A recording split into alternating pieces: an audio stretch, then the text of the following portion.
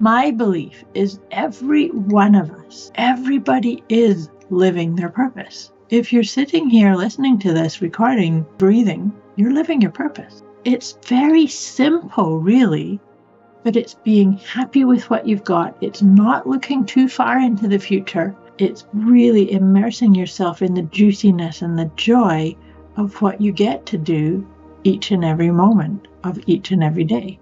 But I also really think it's important to have appreciation throughout your day. Appreciate the sun on your face when you go out for a walk. Appreciate the sounds all around you and appreciate the interactions that you have. Appreciate things when things don't quite go the way you planned. We all have inner light and we are all connected.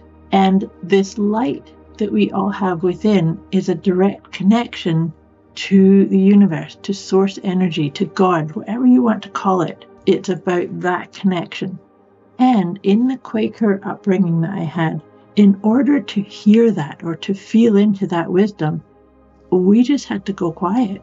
That's what we did, was we just sat in quiet contemplation to acknowledge that light and to actually, almost get our wisdom or the quiet little voice that was always there, but only if you stayed quiet long enough to hear it or to feel it. And that's part of the surrender and letting go, is to actually let go of the noise and the distractions and the, I have to get this done, and oops, what's on my next? It's to just create a little bit of space, to change the rhythm a little bit, do a little pause. I call it a pattern interrupt. When I'm teaching meditation, there's so many people will say to me, I've tried meditation and I can't. I start thinking.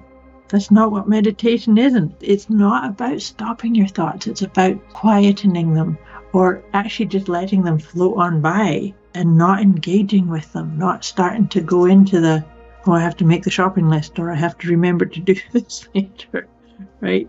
I say this a lot about just putting your hand over your heart and focusing on your breath can do so much, such a power of good, and letting go the propensity of the mind to just keep going and creating more and more chaos and more crazy making stuff. It's so important to just honor that everybody's at their own level, and that the best impact we can make is by doing it ourselves. Having that energy, having that calming energy, that's a really big importance to me. Each and every day I want to make sure my energy is cleansed and clear and calm before I engage with anything.